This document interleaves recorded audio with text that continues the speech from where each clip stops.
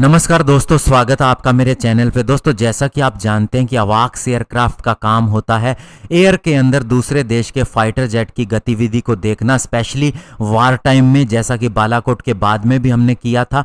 और इसमें सबसे महत्वपूर्ण होता है इसका रडार। इसी तरह से दोस्तों मैरीटाइम एयरक्राफ्ट जो होता है सर्विलियंस के लिए, स्पेशली अगर हम बात करें P-8I एयरक्राफ्ट की जो हमने अमेरिका से खरीदे हैं, तो इसमें भी इसका रडार ही महत्वपूर्ण होता है। तो ऐसे में आप जानते हैं कि इंडिया अवाक सिस्टम ऑलरेडी बना चुका है, उसे एम्बरर एयरक्राफ्ट के ऊपर इंस्टॉल किया गया है और उसके आगे के वर्जन के ऊपर भी काम चल रहा है। लेकिन दोस्तों अब इंडिया ने मैरीटाइम एयरक्राफ्ट के ऊपर लगाने के लिए जो active electronical scanned array radar है, या फिर हम कहें मैरीटाइम रडार है, इसके भी ग्राउंड बेस्ड ट्रायल पूरे कर लिए हैं। आज इसी के ऊपर बात करेंगे। चलिए दोस्तों शुरू करते हैं। तो दोस्तों DRDO एक एक्टिव इलेक्ट्रॉनिकल स्कैन्ड एरे यानी AESA रडार के ऊपर काम कर रही है, जिसे आप उत्तम के नाम से जानते हैं। इसे LCA तेजस MK-1A वर्जन के दूसरे या तीसरे बैच के अंदर लगाया जाएगा, ये तो आप जानते हैं। लेकिन दोस्तों ये एक मैरीटाइम रडार के ऊपर भी काम कर रही है, जो ऐसा ही रडार सिस्टम है,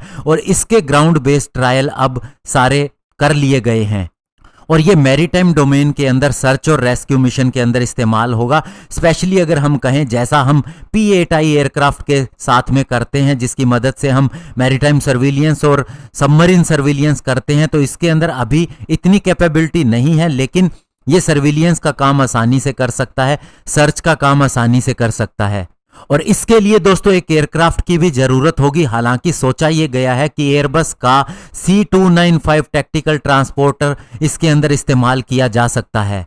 और इसके अलावा जैसा कि आप जानते हैं कि DRDO ऑलरेडी एक अवाक सिस्टम का निर्माण कर चुके हैं, जिसे हम नेत्रा के नाम से जानते हैं, और उसे एम्बरर के EMB 145 के ऊपर इंस्टॉल किया गया है। ये हम कह सकते हैं कि इंडियन अवाक सिस्टम एक ब्राजीलियन एयरक्राफ्ट के ऊपर आधारित है, तो इसे हम इंडियन अवाक सिस्टम भी कह सकते हैं। लेकिन दोस्तों अभी जो मैरीटाइम रडार बनाया गया है, ये इससे भी ज्यादा अपग्रेडेड बताया जा रहा है। और इसकी सबसे बड़ी खासियत ये होगी कि ये सी के अंदर सर्च और रेस्क्यू के अलावा एयर टू एयर मोड के अंदर भी काम कर सकेगा, यानी कि दोस्तों एरियल टारगेट को डिटेक्ट करने का भी काम करेगा। एक ओरिजिनल अवाक्स एयरक्राफ्ट जैसे काम करता है, वैसी भी इसकी क्षमता होगी। और अभी दोस्तों इसको टेस्ट के लिए जो DRDO ने A319 एयरक्राफ्ट खरीदा है, जिसे अनुसंधान नाम भी दिया गया है, ये एयर इंडिया का विमान है और पुराना विमान है, इसके ऊपर किया जाएगा। और एक बार कंप्लीट होने के बाद में ये भविष्य की बात है कि इसे कौन से एयरक्राफ्ट के ऊपर इंस्टॉल किया जाएगा। हालांकि DRDO का ये विचार रहा है